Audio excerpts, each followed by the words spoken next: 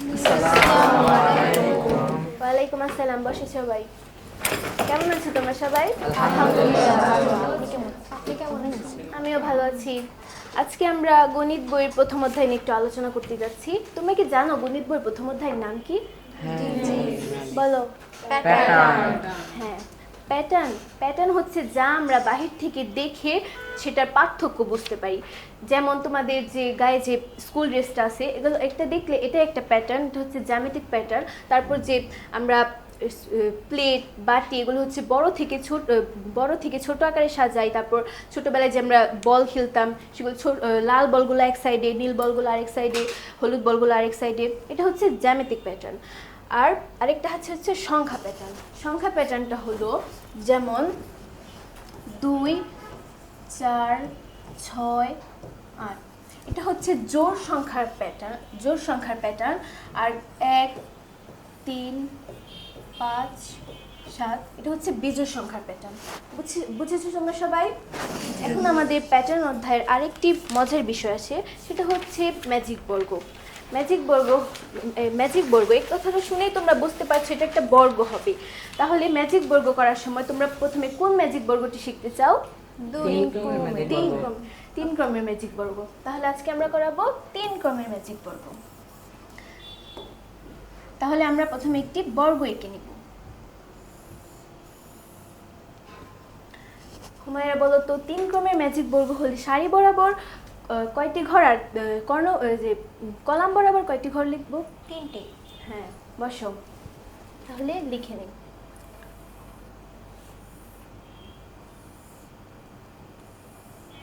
এবার নাফিয়া বলো এখানে কয়টা ঘর হলো মোট? জি ম্যাম, 9টি হয়েছে। কিভাবে বুঝতে পারলে?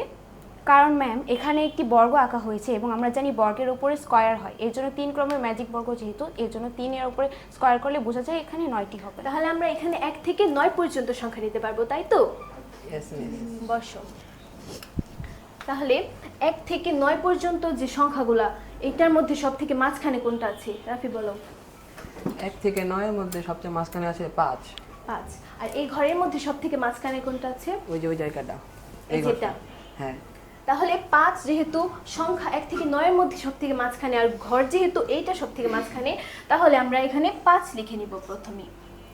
তারপর এই 4টা যে কোণ আছে, সেই মানে কোনাকুনি যে কোণটা আছে, সেই কোণায় বসো।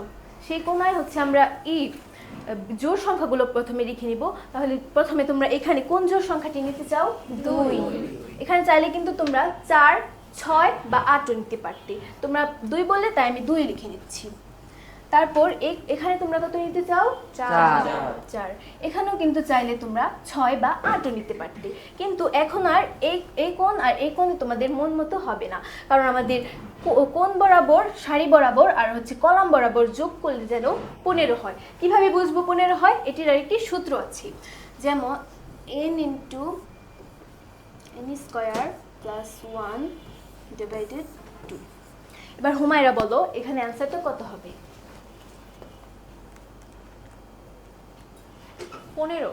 15। তাহলে এখানে আমার কর্ণ বরাবর যোগ করলে যেন 15 হয়, সারি বরাবর আর কলাম বরাবর যোগ করলেও যেন 15 হয়। তাহলে 5 আর 2 যোগ করলে কত হয়? 7। তাহলে এখানে কত বসাবো? 15 থেকে কত যোগ করলে 15 হবে? 8। তাহলে এখানে আমি 8 লিখে নিব। এরপর 4 আর 5 যোগ করলে কত হয়? 9। তাহলে এখানে কত লিখবো?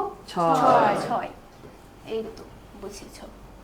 তারপর এবার 2 আর 4 যোগ করলে কত হয়? 6। তাহলে এখানে আমরা কত বসালে 15 হচ্ছে? 9। তাহলে এখানে 9 লিখে নিব। এরপর 8 আর 6 যোগ করলে কত হয়? 14। আর কত যোগ করলে 15 হবে? 1। এরপর এই বরাবর 8 আর 4 যোগ করলে কত হয়? 12। আর কত যোগ করলে 15 হচ্ছে? 3। তাহলে এখানে 3 লিখবো। সেম একই ভাবে 6 আর 2 যোগ করলে কত হয়? 8। আর কত যোগ করলে 15 হবে? 7। তাহলে এখানে আমি 7 লিখে নিব। এবার দেখো তোমরা এই সারি বরাবর, কলাম বরাবর আর কর্ণ বরাবর যোগ করলে ফল 15 হচ্ছে। এটাই হচ্ছে ম্যাজিক বর্গের মজাটা। এখন আমরা আরেকটি ম্যাজিক বর্গ শিখব, যেটা দিয়ে সেটা হচ্ছে 5 যদি আমরা শিখি তাহলে 7, 9, 11 সব একই নিয়মে করতে পারবো। তাই এখন আমরা 5 ক্রমের ম্যাজিক বর্গ শিখব।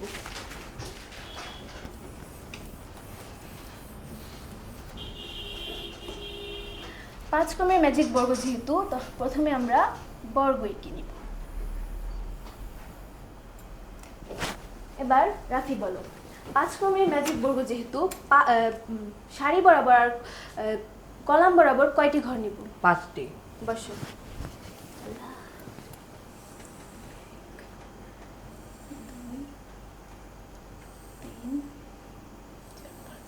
কলাম বরাবরও সেম ভাবে 5টি নিব।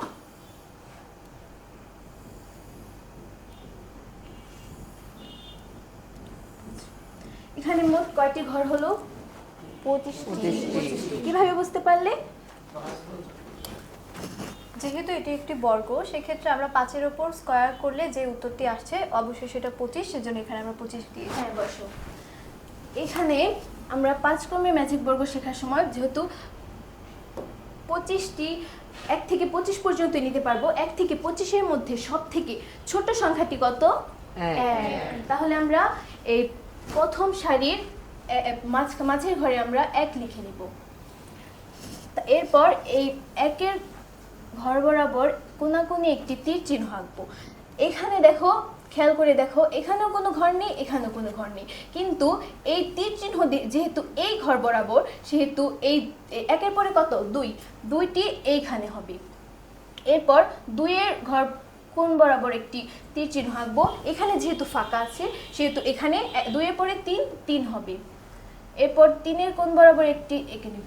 এবার হুমায়রা বলো, এখানেও কোনো ঘর নেই, এখানেও কোনো ঘর নেই, তাহলে তীর চিহ্ন যেহেতু এই বরাবর আছে, তাহলে 4 কোথায় হবে? 4 হবে হচ্ছে 3-এর ওপরের যে সারিটি আছে তার একদম কোণায়। এখানে। হ্যাঁ হ্যাঁ, এখানে তাহলে আমরা 4 লিখে নেব। বসো।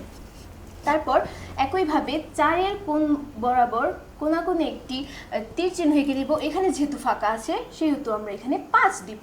5-এর কোনাকুনি আবার আর একটি তীর চিহ্ন এঁকে নিব। এখানে যেহেতু আগে থেকেই 1 আছে, বা মানে হচ্ছে ঘরটা ফাঁকা নেই, সেহেতু এখানে আমরা 5-এর নিচে 6টা লিখব। 6 লিখে নিই। তারপর 6-এর কোনাকুনি আবার একটি তীর চিহ্ন আঁকবো। এখানে যেহেতু ফাঁকা আছে, সেহেতু এখানে 7 হবে। এখানেও সেম ভাবে 8 হবে।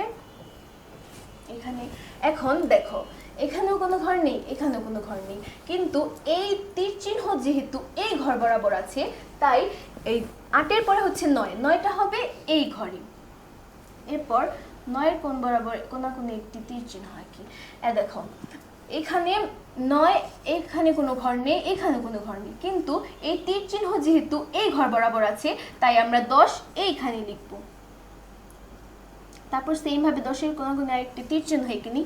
এইবার নাফিয়া বলো, 10-এর এখানে যেহেতু ঘর আগে থেকেই মানে ফিল আপ করা আছে, তাহলে 11 কোথায় লিখবো আমরা? 10-এর ঠিক নিচে লিখবো। হ্যাঁ, গুড। বসো। তাহলে আমরা এখানে 11 লিখে নিই। তারপর আরেকটি তীর চিহ্ন আঁকবো। এখানে যেহেতু নেই, তাহলে সেম ভাবে এখানে 12 হবে। এখানেও যেহেতু ঘর আগে থেকে ফিল আপ করা নেই, তাহলে এখানেও 13 হবে। তারপর এখানে 14 হবে, এখানে 15 হবে। এরপর এখানে এখানেও কোনো ঘর নেই, এখানেও কোনো ঘর নেই, কিন্তু এখানে কোনো ঘর নেই, এখানেও কোনো ঘর নেই। এখানে এই তীর চিহ্ন যেহেতু এই বরাবর আছে, তাই এই 15-র নিচে 16 হবে। তারপর 16। তারপর এখানে কোনো ঘর নেই, এখানে ঘর আছে, কিন্তু এখানে নেই, তাই এখানে যে 16, 17 এখানে হবে। তারপর 17 কোনাকুনি আরেকটি যে তীর চিহ্ন এঁকে নেই। এরপর 18 হবে এইখানে, 19 হবে এখানে। একইভাবে তোমরা সবাই কিছু করে নেবে। এরপর দেখো, 20-এর এখানে আগে থেকেই 20-এর এই কোনাকুনি তীর চিহ্নের ঘরে আগে থেকেই 16 আছে, তাই 21টা আমরা এইখানে লিখব। লিখে নেই। তারপর 22, এখানে যেহেতু কোনো কিছু নেই, তাহলে এখানে 22 হবে। তারপর 23 দেখো, এখানে ঘরগুলো ফিল আপ করা, মানে এখানে কোনো খালি ঘর নেই, কিন্তু এই তীর চিহ্ন যেহেতু এই ঘর বরাবর, তাই এই ঘর বরাবর এখানে 24 হবে। 23 হবে। তারপর এখানে এই ঘর বরাবর আরেকটি তীর চিহ্ন এখানেই, এখানে 24 হবে। এই ঘর বরাবর দেখো এখন এখানে 25। এখন এখানে একটি ইন্টারেস্টিং ব্যাপার আছে, তাই হলো যে দেখো সব থেকে ছোট সংখ্যাটি যখন দেখব এই মানে প্রথম সারির প্রথমে মাঝের ঘরে যদি এক মানে সব থেকে ছোট সংখ্যা 1 থাকে আর অঙ্ক শেষে যদি আমরা দেখতে পাই সব থেকে বড় সংখ্যা 25টি সেম এর সরাসরি নিচের ঘরে আছে, তাহলে আমরা বুঝবো অঙ্কটি হয়েছে।